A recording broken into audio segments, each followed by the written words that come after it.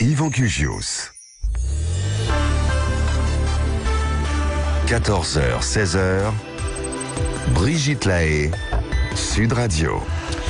Est-ce que vous êtes plutôt dominant dans votre sexualité? On parle de tout ça et on parle également de l'érection avec Bruno Ponsnard qui est avec nous, sexologue clinicien et auteur du livre La masturbation si on en parlait aux éditions de la Musardine dans la collection Psychologue. Jérôme, bonjour.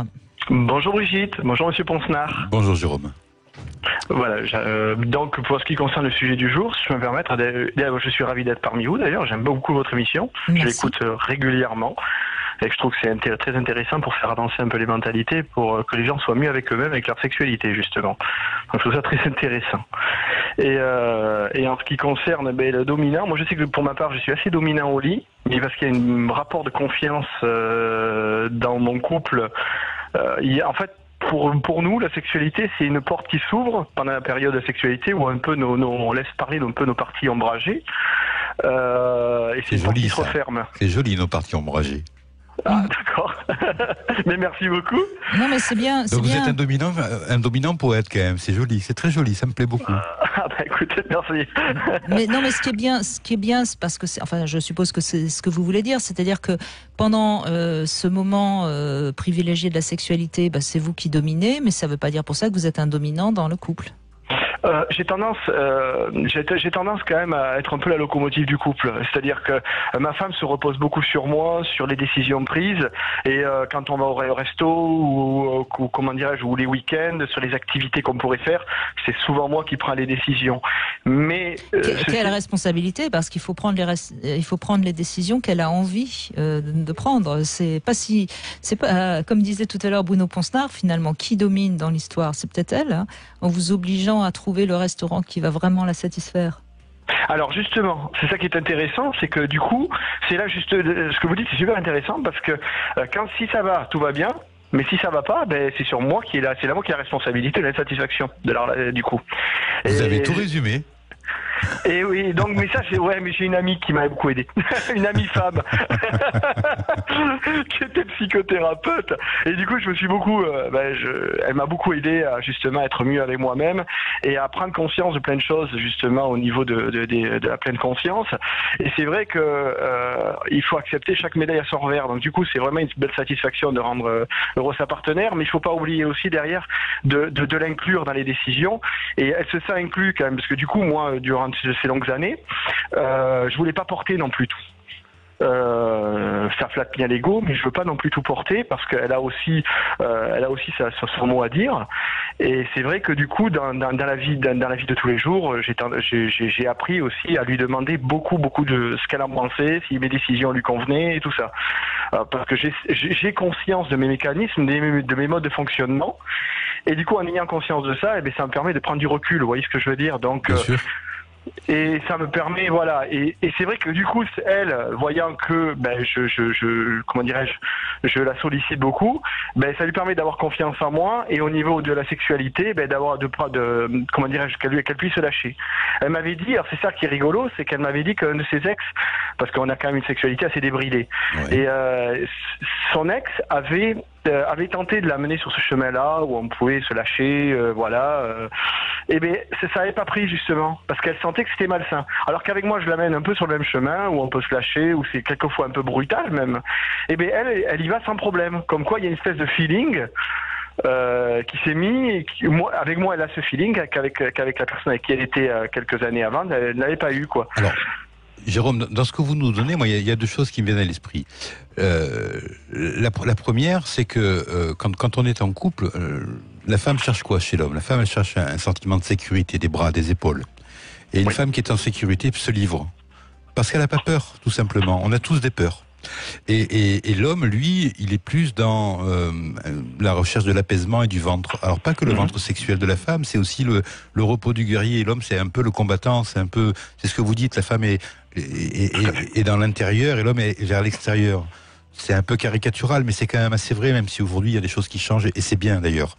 Mais donc tout ça pour dire que pour pouvoir se laisser aller à partager ce rapport dominant-dominé par exemple, si on est en super confiance, c'est pareil, il y a des femmes qui demandent par exemple à des hommes de soumets-moi ou je vais être ta soumise.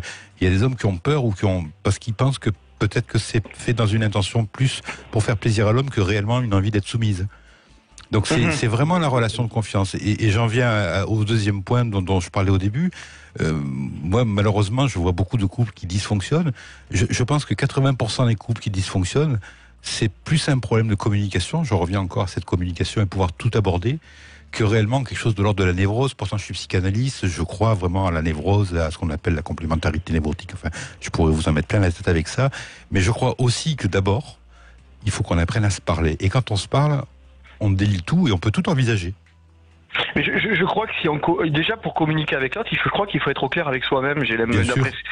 Parce qu'il faut aussi accepter qu'on est aussi comme nos parts d'ombre et qu'on est aussi nos pulsions. Ouais. Et les accepter, ça veut pas dire non plus de pouvoir les soumettre à l'autre, si je peux me permettre. Hein. Je le sens comme ça. Sauf si l'autre veut être soumis. Et si l'autre, voilà. Mais oui, on y trouve, c'est vrai. Oui. On y trouve un équilibre du coup. Bien sûr. Et ma femme, elle peut justement, elle a ce fantasme un peu de viol. J'ai pas dit que c'était ce qu'elle voulait dans la rue. Hein. Mais elle a ce fantasme un peu de viol.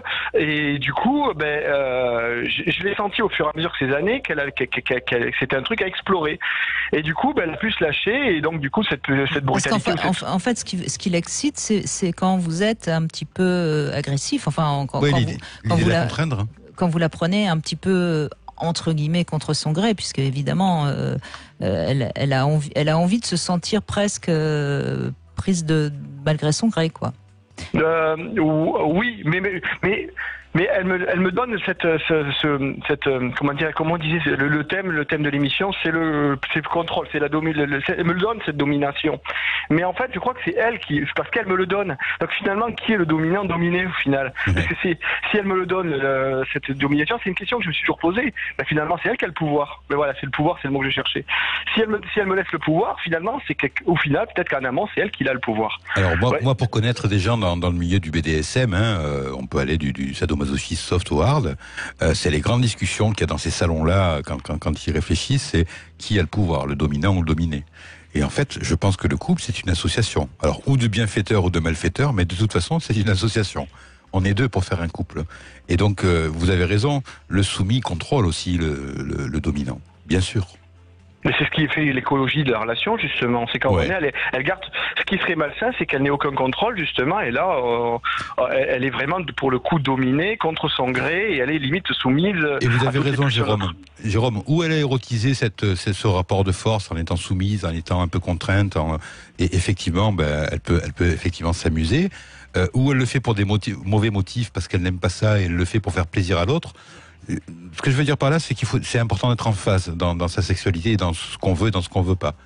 Et faire pour l'autre, c'est pas top. Faut faire pour soi. Et si vraiment je m'éclate parce que j'ai envie de me faire attacher avec des menottes, j'ai envie de me faire un peu bousculer ou bander des yeux, allons-y, si j'ai du plaisir et si c'est très érotique. Par contre, si je fais simplement pour l'autre, je vais avoir tendance un peu à m'oublier, quoi. Hein. C'est ce que j'ai validé. Si elle faisait vraiment pour moi, mais je voyais à la réaction de son corps, je vois bien qu'elle s'éclate quand même. Alors on n'est pas, nous, dans le BDSM, on n'est pas du tout là-dedans, mais j'aime bien que ça c'est un peu hard quand on fait un peu comme les films, vous voyez. Et c'est vrai mais c'est vrai qu'elle le fait vraiment pour elle. On le voit à la réaction aux manifestations de son corps, le corps ne ment pas, quoi. On voit bien le pied qu'elle prend, si je peux me permettre comme ça, de parler comme ça. Et c'est vrai mais comme je disais tout à l'heure, c'est vraiment une porte qui s'ouvre à un moment donné, une porte qui se ferme. Dans la vie de tous les jours, on est parents, on s'éclate, on est très câlin. Et c'est justement parce qu'on est très câlin à l'extérieur, quand on fait la cuisine, je passe derrière elle, je l'embrasse, je l'enlace, que justement, je pense qu'après, derrière, on peut mieux se lâcher au lit, justement. C'est surtout que vous avez compris que c'est un deal entre vous et c'est très complémentaire, et c'est pour ça que ça marche bien. Mais bon, c'est très bien d'être câlin en dehors, c'est pas ce que je veux dire, mais c'est surtout que vous avez l'un et l'autre une complémentarité dans vos désirs et ça fonctionne très très bien. Donc en tout cas, c'est un chouette témoignage parce que malgré peut-être la bestialité ou l'animalité du truc, il y a aussi du sentiment, vous l'évoquez, du romantisme, de la poésie et merci pour ce témoignage. Absolument, merci beaucoup Jérôme. On se retrouve dans un instant avec Flore Chéry qui nous a rejoint. À tout de suite. Sud Radio vous souhaite de joyeuses